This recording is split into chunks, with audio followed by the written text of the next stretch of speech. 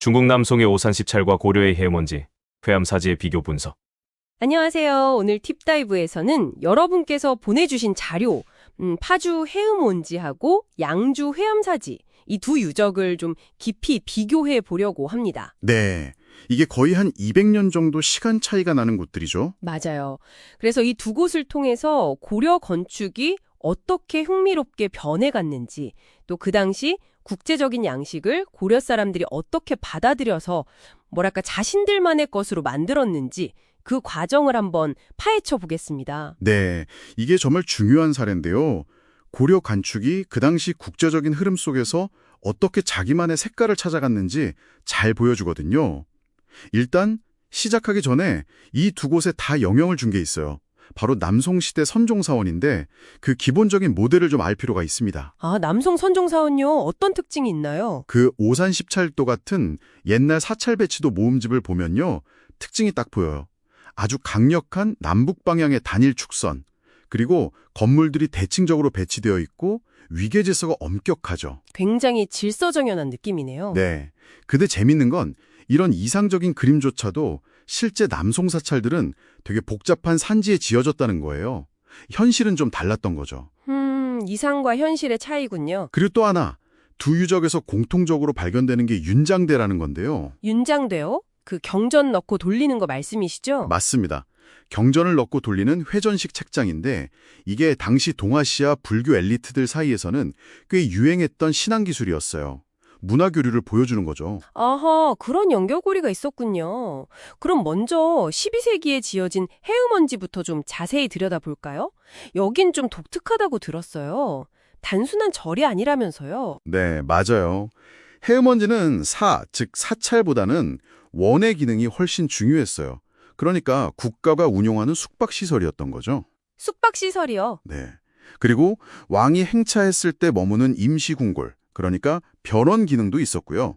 발굴된 유물들을 보면 최고급 기화라든지 청자 같은 게 많이 나와서 이걸 뒷받침해 줍니다. 와, 그럼 그냥 절이 아니라 거의 국가 중요 시설이었네요. 그렇죠. 그래서 배치도 정말 파격적이에요. 남송의 그 이상적인 단일 축선 있잖아요. 그걸 따르지 않고 기능에 따라 공간을 아예 나눠버린 이중 축선 구조를 택했어요. 이중 축선이요. 어떻게 나눴다는 거죠? 서쪽 축은 일반 여행객들이나 스님들이 쓰는 사찰 관련 공간이고요. 동쪽 축은 오직 왕만을 위한 별원 공간으로 딱 분리한 거예요. 와, 완전히 분리했네요. 네, 이건 건축적인 이상보다는 고려의 현실적인 필요, 그러니까 국가 운영이라든지 왕실 의전 같은 게 건축 형태를 결정해버린 아주 급진적인 변홍이라고 할 수 있죠. 기능이 형태를 바꾼 거군요. 그럼 그 왕의 공간은 좀 특별하게 꾸몄나요? 그럼요. 그 동쪽 축 왕의 공간에는요, 아주 정교하게 다듬은 돌로 만든 수로나 연못 같은 조경시설을 만들었어요.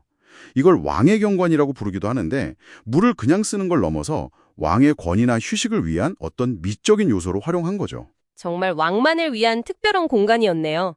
자, 그럼 이제 시간을 훌쩍 뛰어넘어서 200년 뒤 14세기 말에 회암사지로 가보죠. 여긴 딱 봐도 규모가 엄청나고 뭔가 더 체계적인 느낌인데요? 네, 회암사지는 훨씬 더 장대하죠.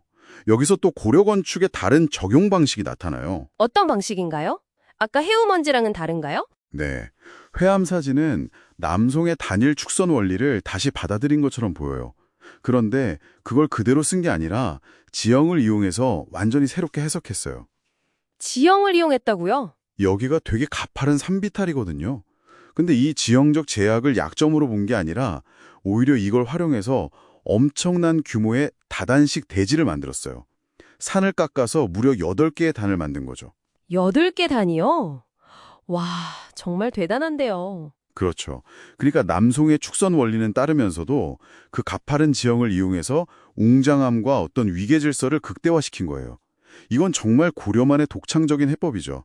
사람들이 각 단을 오르내리면서 그 공간의 위계나 장엄함을 몸으로 직접 느끼게 되는 구조예요. 단순히 보는 걸 넘어서 체험하게 만드는 건축이군요.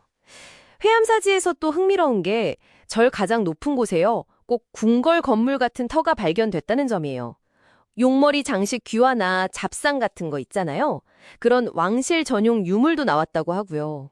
네. 그게 또 회암사지의 특징을 잘 보여주는 부분입니다. 이게 바로 회암사지가 추구했던 어떤 종합적인 정체성의 핵심이라고 할 수 있는데요. 종합적 정체성이요? 네, 사찰의 가장 중요하고 신성한 중심부에다가 왕실의 권위를 상징하는 건축 요소를 딱 결합시킨 거죠. 종교적인 권위하고 세속적인 왕권을 하나로 합치려는 시도였다고 볼 수 있어요. 권력과 종교의 결합이네요. 그렇죠. 그리고 이런 공간 구성의 변화도 중요하지만 어쩌면 더 근본적인 변화라고 할 수 있는 게 있어요. 생활 방식 자체의 변화인데요. 생활 방식의 변화요? 네, 바로 승려들의 수행 공간, 그러니까 스님들이 생활하고 참선하는 서승당에서 발견된 대규모 온돌 시스템입니다. 아, 온돌. 그쵸. 고려는 추우니까요. 맞습니다. 한국 고유의 난방 기술인 온돌을 아주 전면적으로 도입한 거예요. 이렇게 되면서 중국식 승당에서는 보통 높은 평상 위에서 생활했는데 여기서는 바닥 중심의 좌식 생활로 완전히 바뀌게 된 거죠. 와, 이건 정말 큰 변화인데요. 그렇죠. 이건 그냥 기술 하나 도입한 걸 넘어서 스님들의 일상생활이나 수행 방식 자체에 아주 근본적인 변화를 가져왔을 가능성이 커요. 그러니까 국제적인 표준을 따르면서도 기후나 생활 문화 같은 그 지역의 특수성을 아주 잘 반영한 놀라운 사례라고 할 수 있죠. 정리해보면 되게 흥미롭네요. 해음원지는 국가의 어떤 실용적인 필요 때문에 외래 양식을 아주 과감하게 기능 중심으로 바꾼 독창성을 보여주고요. 네, 그렇죠. 기능 중심. 그리고 200년 뒤 회암사지는 국제적인 표준, 그러니까 남송 모델을 받아들이긴 했는데 거기에 지형이나 기후, 또 왕권이라는 고려만의 특수성을 녹여내서 훨씬 복합적이고 웅장한, 말하자면 종합적인 정체성을 만들어낸 거군요. 정확합니다. 그렇게 볼 수 있죠. 근데 두 곳 모두에서 아까 말씀하신 윤장대가 발견된다는 점은 참 재밌네요. 건축 양식은 이렇게 크게 변했는데도 어떤 특정 신앙 실천 방식은 엘리트층 사이에서 꾸준히 이어졌다는 거니까요. 바로 그 점입니다. 해음원지에서 회암사지로 이렇게 변화하는 걸 보면 고려 건축이 그냥 외국 양식을 따라하기만 한 게 아니라는 거죠. 자신들의 환경과 필요에 맞춰서 끊임없이 이걸 재해석하고 또 창조적으로 바꿔나가면서 자기만의 건축 언어를 만들어간 아주 역동적인 과정, 그걸 보여주는 겁니다. 네, 오늘 딥다이브를 통해서 국제적인 흐름 속에서도 고려인들이 얼마나 당당하게 자신들만의 건축 세계를 만들어갔는지 엿볼 수 있었습니다. 오늘 이야기는 여기까지 나누겠습니다. 네, 흥미로운 시간이었습니다. 마지막으로 여러분께 이런 질문을 한번 던져보고 싶네요. 건축 양식의 변화, 그 너머를 한번 상상해 보는 건 어떨까요? 200년이라는 시간 차이를 두고 해음원지와 회암사지를 찾았던 고려 사람들은 과연 그 공간 안에서 신앙과 권력을 어떻게 다르게 경험했을까요? 그 공간이 주었던 느낌, 또 그 의미는 어떻게 달랐을지 한번 상상해 보는 것도 아주 흥미로운 탐구가 될 것 같습니다.